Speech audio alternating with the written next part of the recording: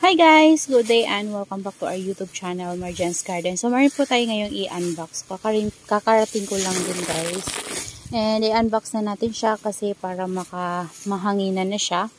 Ayan. So, galing to sa bago nating seller. Galing siya kay Arnel Busanya. So, ilalagay ko na lang dyan guys yung page nila. So siguro guys ang pangalan nitong nagpadala lang sa LBC pero hindi siya yung seller guys. Ayan. So ilalagay ko yung page ng seller dyan sa taas. Ayan, para if ever magustuhan nyo rin yung kanilang succulents, bilis nyo po silang mahanap. And ilalagay ko na rin yung Facebook page link nila guys sa description box. So ayan. Buksan na natin. So, wala akong mahanap guys. So, ito yung nakuha ko. Yan, naglagay lang ako ng gloves kasi na-allergy ako guys ng farina ng succulents ngayon. Kaya naglalagay na ako ng gloves. Kasi feeling ko kapag lagi ako nakakahawak ng farina ng succulents, parang ang dry-dry sa kamay guys.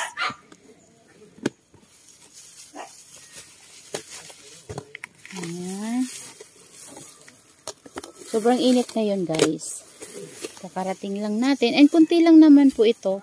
Thank you ma'am. Meron siya guys note. Ayan o. Thank you ma'am. Thank you din po. So, ayan. Tingnan natin kung maganda ba yung air dry niya.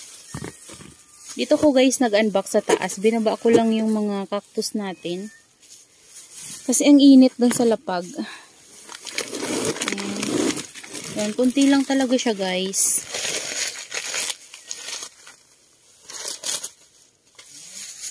Ayan. Start na tayo. Charan. Ayusin lang natin guys. Ayan.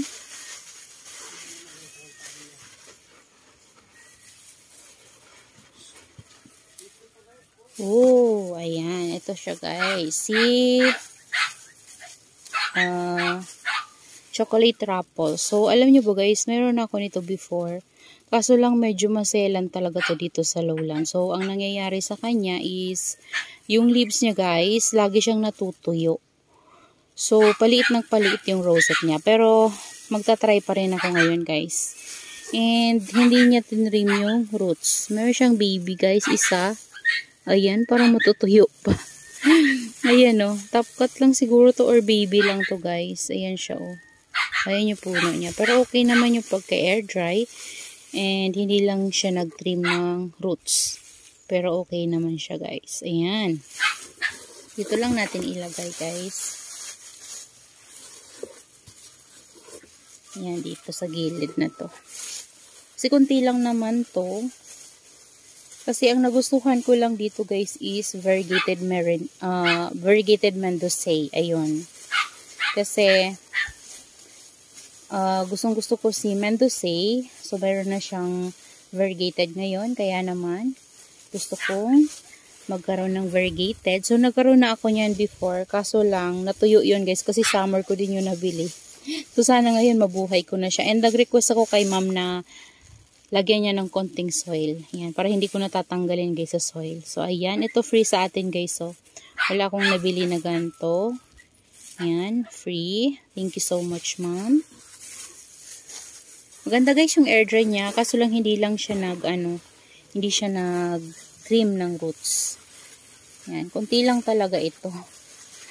Kunti lang talaga. Pero, magaganda yung succulents niya guys. Maganda yung air dry niya. Yan. Kaso lang ito, nabugbog yung leaves. Si ano to guys? Si laon ata to. Ayan o, nabugbog yung leaves niya. Nag-crack yung dalawa. Ang taba-taba pa naman. Yan. Natanggalan ko ng isa siguro yan guys. So. Ayan. Ang ganda niya sana. Nasiraan siya ng leaves. Ang ganda nito guys. Parang si ano to, laon. Si laon ba to? Parang oo. Ayan, Laon or Peach Snow. Ayan, di ko lang sure guys. Ayan, hindi kasi ako nakapag-request na lagyan niya ng ID. Pero okay lang yan guys, malalagyan pa rin natin yan ng ID. Pag chinek ko yung ano namin, combo namin, so makikita natin dun yung ID nito. Ayan, kaso lang o yan siya. Pero hindi ko yan guys tatanggalin, hayaan ko lang yan siya. Ayan, kasi kapag ganyan, pwedeng matuyo yan, inuman niya ng tubig, so pwede ding ma-healed yung crack niya sa leaves. May possible na mag-healed yan guys. Pero titingnan natin kung ano yung mangyari sa kanya sa mga susunod na araw. Baka mag-dry din yan guys kasi iinuman niya yan ng tubig habang nagpo-produce siya ng new roots. Ayan. So ito bago to sa atin guys. First time ko lang magkaroon nito. So siya ayan, matanggalan ng 2 leaves. Pero okay na okay guys yung air dry oh. Yan. Ilalagay ko na lang guys yung ID niya dyan. Nakalimutan ko. Pero alam ko yung ID niya, nakalimutan ko lang. Pero maganda siya guys. So parang cream puff ata yun. Yan. Kung tama guys, ayan, cream puff ata. Ayan yung leaves niya. Ayan yung shape ng leaves niya guys. Chubby siya na ganyan. Chubby. Tapos para siyang si Cupid. Parang ganun guys yung ano niya, itsura ng leaves. Yan, parang may pagka-Cupid. Pero green siya na chubby. Ayan. So, next natin. Yan, yung leaves na natanggal, ipopropagate na lang natin guys. Dito tayo sa medyo, yan. Yan. Maganda si mama mag-air dry. Hindi lang siya nagtitrim ng roots. Sana nilagyan niya to ng soil. Kasi yun yung request ko sa kanya guys. Lagyan niya ng soil.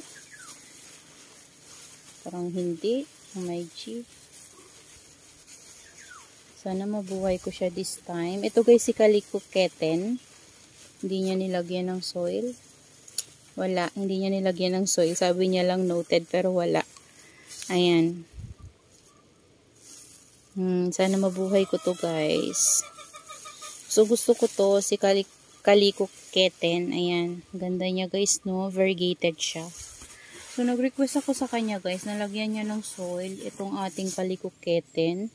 Tapos yung ating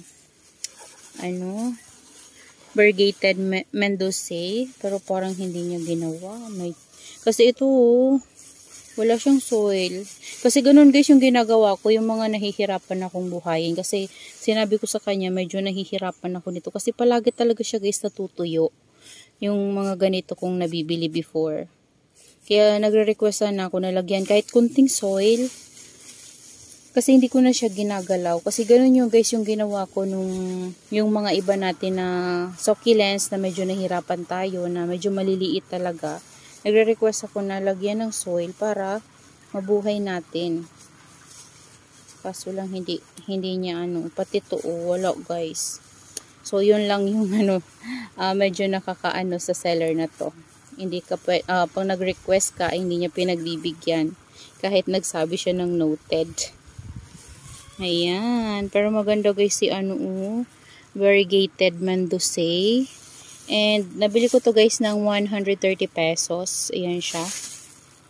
So sa iba ang mahal nito guys. So siguro mga kunting ganyan lang nasa 150 na sa iba. Pero ito 130. Kaya yan yung nagustuhan ko.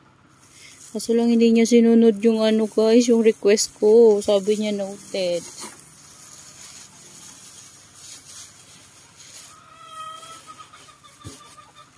Charan!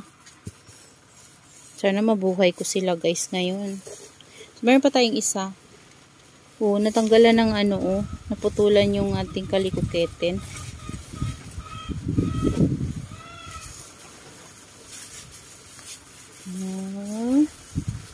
Sino to? Okay. Ayan. Eto nakalimutan ko yung ID niya. Pero ang cute niya guys.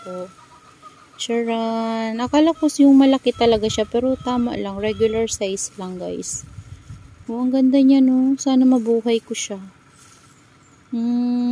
Ganda. So, ayan lang, guys. Ayan lang. Kunti lang talaga sila. Ayan. Kunti lang talaga itong ating na bili sa kanya, guys. Yun lang yung medyo nakaka-disappoint, yung mag-request ka tapos hindi nagno-noted tapos hindi naman niya ginawa. 'Di ba, guys? Nakakaano naman. Pero all in all, yung succulents niya, guys, is maganda. Ayan siya.